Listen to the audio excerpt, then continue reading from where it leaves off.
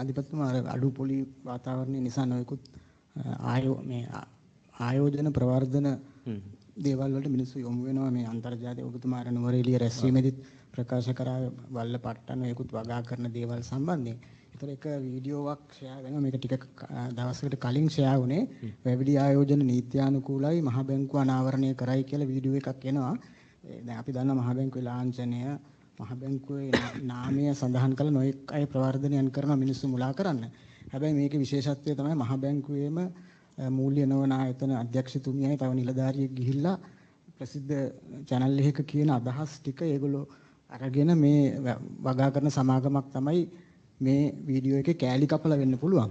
නමුත් දැන් ඔබතුමා නුවරඑළිය කරපු කතාව ගත්තොත් කෑලි කපලවත් ඒ අයට වාසියට යොදා ගන්න බෑ. හැම වාක්‍යයක්ම කාගේවත් ප්‍රොමෝෂන් වලට යොදා ගන්න බැරි විදිහට තමයි ඔබතුමා අදහස් ප්‍රකාශ කරන්නේ. ඉතින් මේ වීඩියෝ එක මම සහකාර අධිපති සිරි කුමාර මහතාටත් යවුවා. ඒතර ඒකේ කෙලිම කියන මහ බැංකුව කියනවා කියලා මේ වගා ආයතන නීති අනුකූලයි කියලා.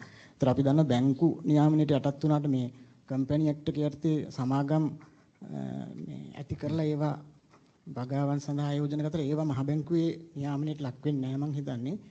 ඒ වගේම ඒවා නීත්‍යානුකූලයි කියලා සහතික දෙන්නෙත් නැහැ මහ බැංකුව. ඇයි මේ මහ බැංකුවේ අධ්‍යක්ෂතුමියම ගිහිල්ලා මේ පවත්වන දාරීක එක කරන සාකච්ඡාවේ වාක්‍යම ඒගොල්ලෝ යොදා ගන්න ප්‍රොමෝෂන් වලට. ඉතින් මේ ඔබතුමාත් ඔය වීඩියෝ එක පොඩ්ඩක් සවන් දීලා බලන්න අපිටත් බැලුවම තේරෙන්නේ මහ බැංකුව කියන වගා ආයෝජන කිසි ප්‍රශ්නයක් නැහැ කියලා. ඔව්. දැන් ඒකේ ඊටම වැදගත් ප්‍රශ්නයක් මම හිතන්නේ ස්තුතියි ඔබතුමා මීට කලින් උත්තර ගැන විශේෂයෙන් මාධ්‍යයේ ලොකු දායකත්වයක් කරලා තියෙනවා. මම හිල්ලා හිටන හැම මාධ්‍යම විශේෂයෙන් මේ දැන් නවීන ඩිජිටල් තාක්ෂණය හරහා මම කරන ප්‍රකාශ දැන් පෞද්ගලික දර්ශනයේ මම කියන විදිහටම අර AI වලින් එකක් කරලා අපි අත් වශයෙන් මෙතෙන්දී කරන්න හැක ඉක්මනට අපි අර තියෙන ක්‍රමවේද ෆින්සර්ට් ඊට පස්සේ අනිත් සීසර්ට් වගේ ඒවත් එක්ක ඒ වගේම ওই සෝෂල් මීඩියා ප්ලැට්ෆෝම්ස් එක්ක බොහොම සමීප සම්බන්ධතාවය පවත්වාගෙන යනවා. ඒතකොට එහෙම එකක් එනකොට ඔය මුලින්ම විශේෂයෙන් වගේ වාච තාක්ෂණ භාවිත කළ වැරදි විදියට කරන ප්‍රකාශ වලදී හැමතිස්සෙම අපි තාම ක්‍රියාකාරීව ඒගොල්ලන්ට දැනුම් දීලා පුළුවන් තරම් මේවා අයින් කරන්න ඒ ක්‍රියාවලිය ගන්න එක තමයි ඇත්ත වශයෙන්ම මුලින්ම කරන්න පුළුවන් දේ. ඒ වගේ අවස්ථාවලදී. ඉතින් අපි ඇත්ත වශයෙන්ම අර අපේ අධ්‍යක්ෂතුමිය හෝ නිලධාරීන් අපි යවන්නේ මාධ්‍යයට විශේෂයෙන් මේ ගැන පුළුල්ල ජනතාව දැනුවත් කිරීමට. නමුත් අවසානට වගේ ඒක පාවිච්චි කරලා වැරදි ප්‍රකාශන සහ වැරදි විදියට මේ වීඩියෝ මේක නිසා තමයි විශේෂයෙන් අපි මේ ගැන සඳහන් කරන්න ඕන වගාව සම්බන්ධයෙන් පවතින ආයෝජන කියලා මුදල් ඉල්ලන සමාගම් වශයෙන් ලියාපදිංචි වුණාට ඒක කිසිම ආකාරයක නියාමනය වෙන්නේ නැහැ. ඒතර යම් කිසි කෙනෙක් ඒක ආයෝජනය කරනවා නම් නියාමනය නොවන එකක තමන්ගේ කැමැත්තෙන් කළ ආයෝජනයේට කිසිම මුදල් නොලැබුණොත් ගිහිල්ලා පැමිණිලි කරලා නියාමනය කරන ආයතන නැති නිසා ඒ ලොකු අවදානමක් තියෙනවා.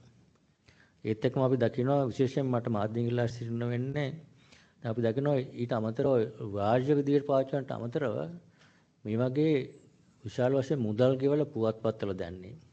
ඊට පස්සේ රූපවාහිනී වල දැන් ක්‍රිකට් මැච් එක අතරමැද එකේ සමහරවිට මේ ප්ලාන්ටේෂන් කම්පැනි එක ඇඩ් එකක් තමයි යන්නේ. ඒ වගේ මුදල් ගෙවලා ප්‍රධාන මාධ්‍යවලත් මේ විශාල වශයෙන් ප්‍රචාරය කරනවා. මම හිතන්නේ මාධ්‍යයට සම්කිසි ආකාරයක වගකීමක් තියෙනවා මේ වගේ දේවල් ප්‍රචාරය කරනකොට ජනතාව හිතන්නේ ලොකු දැනීමක් ප්‍රචාර කරා මේක හොඳ දෙයක් ඒකේ කිසිම නීත්‍යානුකූල හෝ යම් කිසි වංචාවක් නොවන කියලා හිතාගෙන ජනතාව මුලා වෙනවා. ඒතර මම හිතන්නේ ඒ වගේ අවස්ථාවලදී මම ඉල්ලන්නේ විශේෂයෙන් මාධ්‍යවලුත් ඒ වගේ ප්‍රචාරය කරනකොට මුදල් ලැබුණා වුණා යම් කිසි ආකාරයක සෙවිල්ලෙන් ඉන්න එක හොඳයි. මේ වගේ ඒවා ප්‍රචාරය කරනකොට මොකද ඒකෙන් දැනීම කියන්නේ නැහැ ගොඩක් කතාවල්. ඒක ප්‍රධාන හේතුව තමයි වගාවක් කරලා දෙන්න පුළුවන් ඔය වගේ ප්‍රතිලාභ වගා කරාට කමක් නැහැ. නමුත් වගා කරන්න කියලා අනුන්ගේ සල්ලි ඉල්ලගෙන ආයෝජන කරලා කරගෙන ඒ සල්ලි ඉල්ලගෙන සල්ලි නැති වුණාම ගොඩාක් අපිට පැමිණිලි හම්බුනාම හුඟක් වෙලාවට වෙන්නේ සල්ලි දාපු අය මේ ඉන්වෙස්ටිගේෂන් එකට සපෝට් කරන්නේ නැහැ.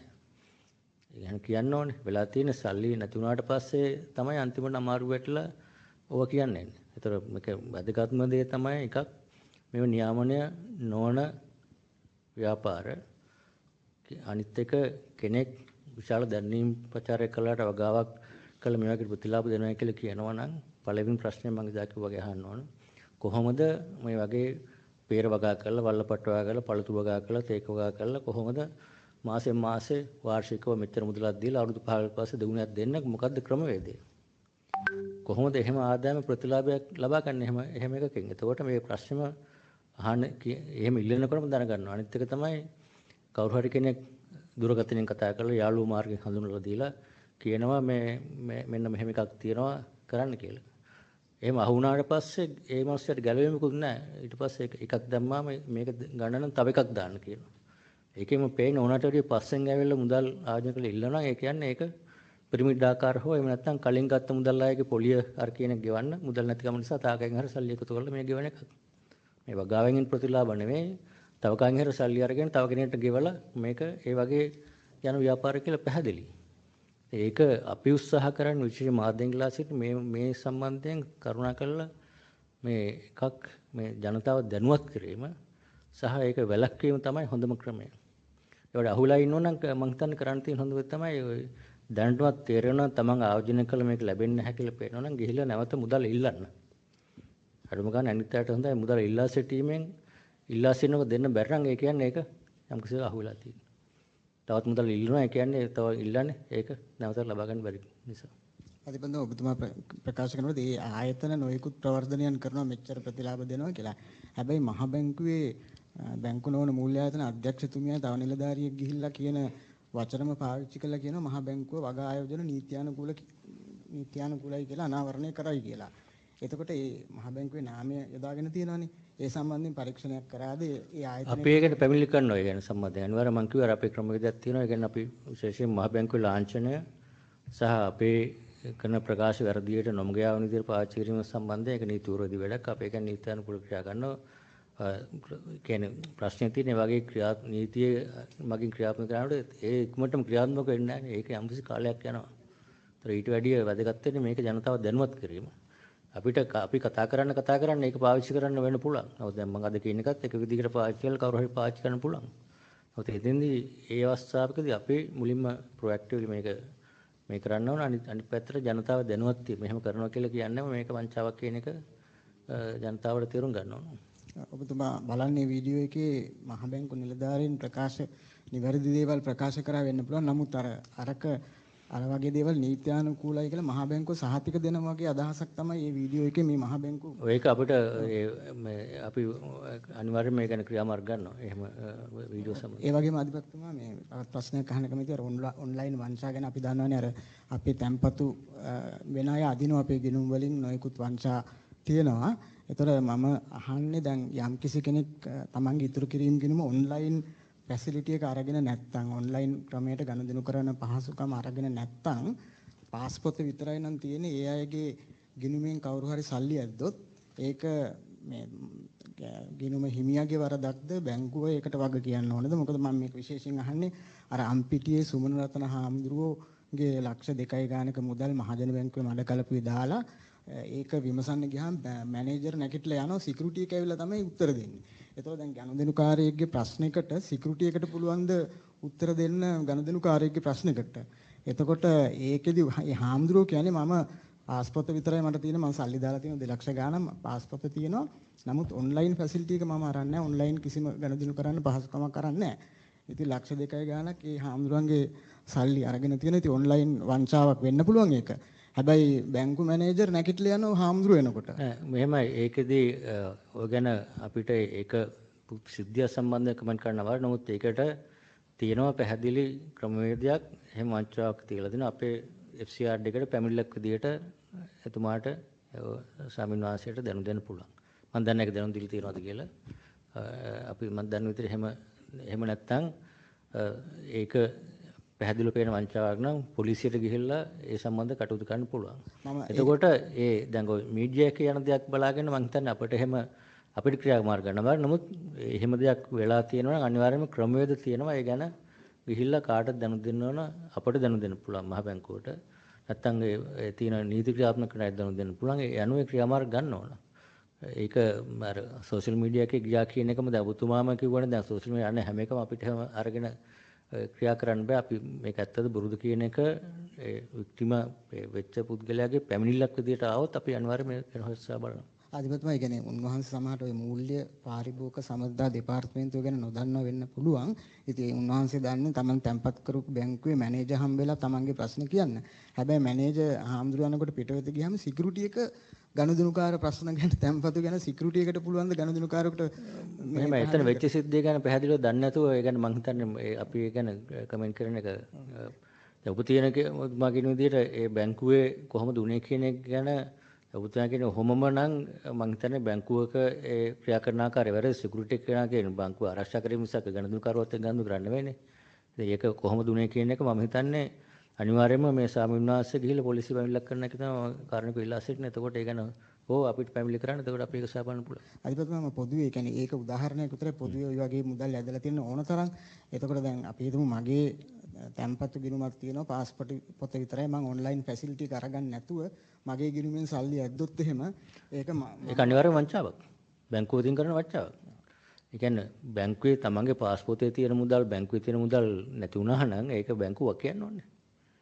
එහෙමම පෙන්වන්න ඕන කොහොමද ගණදුන්කරුවෙක් ඇවිල්ලා මේකක් අස්සම් කරලා මුදල් ගත්තද පාස්පෝර්ටේ. පාස්පෝර්ටයෙන් ඇවිල්ලා බැංකුවේ මුදල් ගන්න ඕනේ. ඒතර ඒ සාක්ෂි තියෙන්න ඕනේ. එහෙම නැත්නම් අනිවාර්යෙන්ම ගණන් හිමියට අයිතියක් තියෙනවා.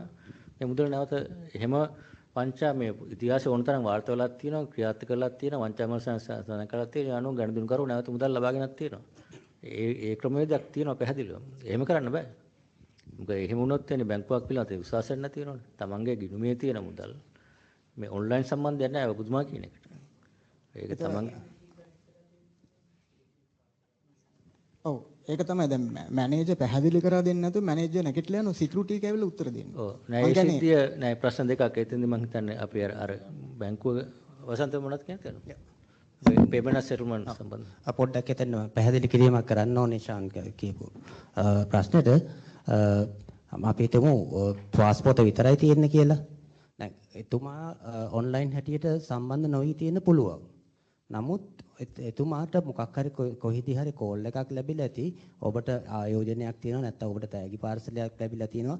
එහෙමත් නැත්නම් එතුමාගේ මොකක් හරි ආධාරයක් උපකාරයක් ඉල්ලලා ගිණුම් අංකය සහ දුරකථන අංකය දීලා තියෙන්න පුළුවන්.